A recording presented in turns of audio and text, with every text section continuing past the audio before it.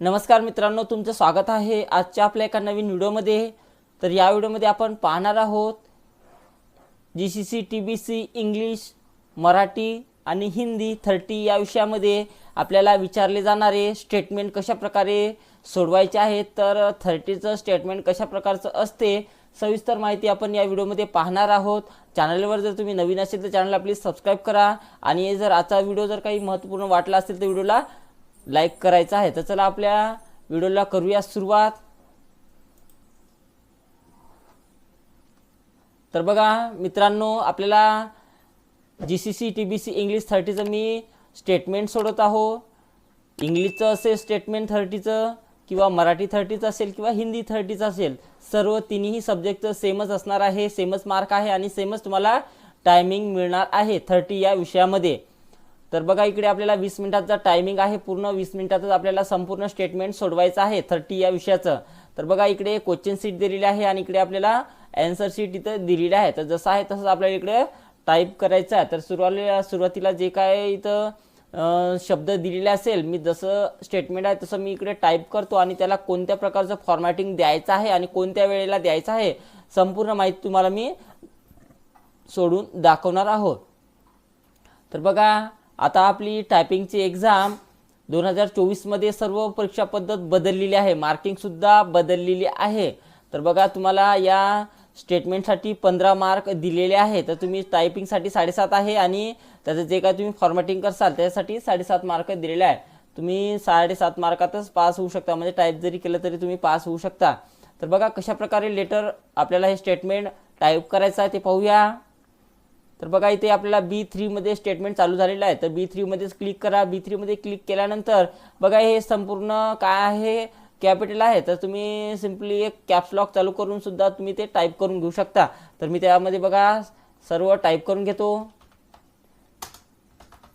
जे काय हेडिंग असेल हे सर्व टाईप करून घेतो। बघा सर्व हेडिंग मी टाईप करून घेतलेलं आहे B3 मध्ये, कारण इथे B3 मध्येच होतं। त्यानंतर बघा आपल्याला काय टाईप करायचं आहे, B5 मध्ये सिरियल नंबर। तर B5 मध्येच क्लिक करायचं आहे आणि याच्यातनी आपल्याला serial number, name of district जे काय असेल ते सर्व आपल्याला टाईप करून घ्यायचं आहे। तर बघा याच्यातनी सिरियल, आता जिथं स्पेस आहे तिथं स्पेस द्या। आता बघा सिरियल नंबर इथं टाईप केला आपण, त्यानंतर पुढच्या कॉलममध्ये जाण्यासाठी किंवा पुढच्या सेलमध्ये जाण्यासाठी मी टॅब या बटनाचा वापर केलेला आहे। तर तुम्ही एक टॅब वापरून अशा प्रकारे पुढे सुद्धा जाऊ शकता किंवा कीबोर्डच्या मदतीने सुद्धा तुम्ही कोणत्याही ठिकाणी जाऊ शकता। तर C5 मध्ये बघा आपल्याला नेम ऑफ डिस्ट्रिक्ट्स आहे, त्याच्यामध्ये आपल्याला ते टाईप करायचं आहे अशा प्रकारे। त्यानंतर एक टॅब घ्या आणि पुढे जा। आता बघा कॉलम D मध्ये बघा हे नेम ऑफ डिस्ट्रिक्ट ती कॉलम D मध्ये आलेला आहे, परंतु ते D मध्ये नाही आहे, ते C मध्येच आहे। तुम्ही बिंदास D मध्ये क्लिक करा आणि त्याच्यामध्ये आपल्याला 2009 अशा प्रकारे टाईप करून घ्यायचं आहे। त्यानंतर E मध्ये बघा आपल्याला 2010 टाईप करायचं आहे। तर कॉलम E मध्ये 2010 टाईप करा आणि F मध्ये आपल्याला 2011 टाईप करायचा। तर इथे 2011 टाईप करून घ्या, बिंदास घ्या, काही टेन्शन नका घेऊ। पुढे कसं घ्यायचं ते सविस्तर सांगतो तुम्हाला। त्यानंतर बघा इथे आपल्याला सिरियल नंबर टाईप करायचे 1 पासून तर कितीपर्यंत म्हणत आहे, 8 पर्यंत। तर 1 आणि 2 टाईप करा किंवा तुम्ही मॅन्युअली जरी टाईप केलं 8 पर्यंत तरी चालते। मी बघा इथून रेप्लिकेट करून काढत आहो, 8 पर्यंत जायचं 8 पर्यंतच काढा। त्यानंतर नेम ऑफ डिस्ट्रिक्टमध्ये इथे बघा मॅथमॅटिक्स, फिजिक्स, बायो सब्जेक्टचे नाव दिलेले आहे। तुम्हाला जे नाव दिसत असेल ते नाव तिथे टाईप करून घ्या, काही फरक पडत नाही। जे दिसत आहे ते टाईप करून घ्यायचं आहे, जसं आहे तसंच टाईप करा। पण मॅथमॅटिक्स टाईप केलं, त्यानंतर याच्यातनी फिजिक्स टाईप करून घ्या। फिजिक्स चुकलेला आहे थोडंसं शब्द, जसं आहे तसंच टाईप करून घ्या, एंटर करा।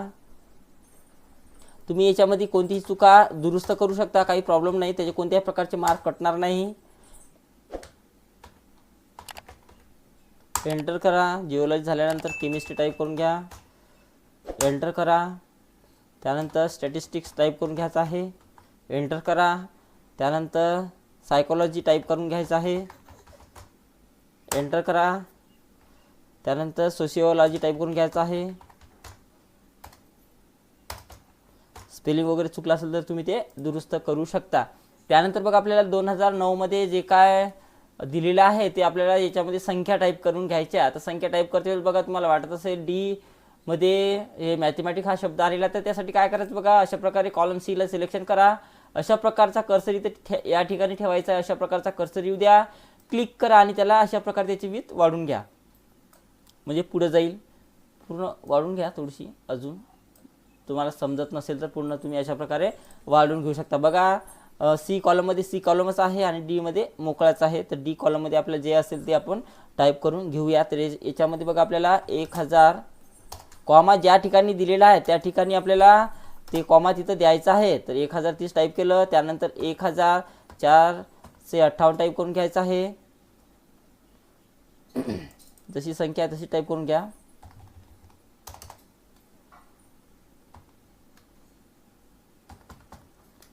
अशा प्रकारे टाईप करून घ्या. आता मी सर्व टाईप करून घेतो आणि नंतर तुम्हाला दाखवतो कशा प्रकारे त्याला फॉर्मॅटिंग द्यायचं आहे. संपूर्ण टाईप करून घेऊया.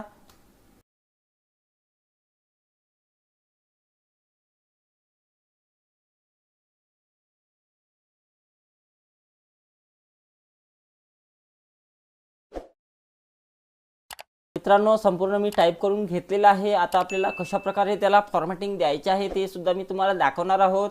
तर इथपर्यंत तुम्ही व्हिडिओ पाहिला असेल तर पूर्ण पाहूनच घ्या, नक्कीच तुम्हाला फायदा होणार आहे.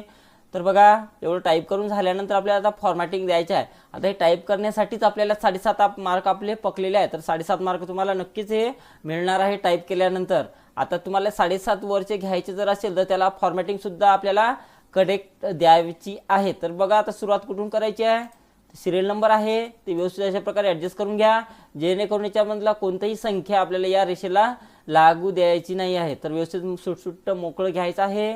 कॉलम डी मध्ये नेम ऑफ डिस्ट्रिक्ट हे जे आहे कॉलम सी, तर अशा प्रकारे त्याची विथ सुद्धा आपल्याला वाढून घ्यायची आहे. अशा प्रकारे इथून अशा प्रकारे वाढून घ्या.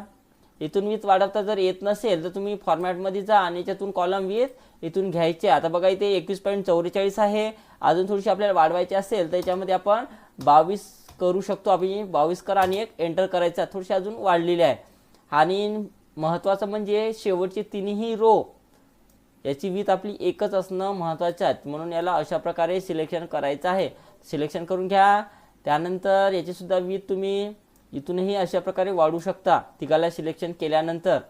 अशा प्रकारे आता याच्यातनी काय दिलेलं आहे बघा, statement showing total number of student हे जे हेडिंग आहे त्या हेडिंगच्या खालीच व्यवस्थित अशा प्रकारे ते दिसलं पाहिजे. त्यासाठी आपल्याला याची विथ थोडी थोडी वाढून सुद्धा घ्यायची आहे. अजून वाढून घेऊया थोडी थोडी, जेणेकरून ते व्यवस्थित दिसेल.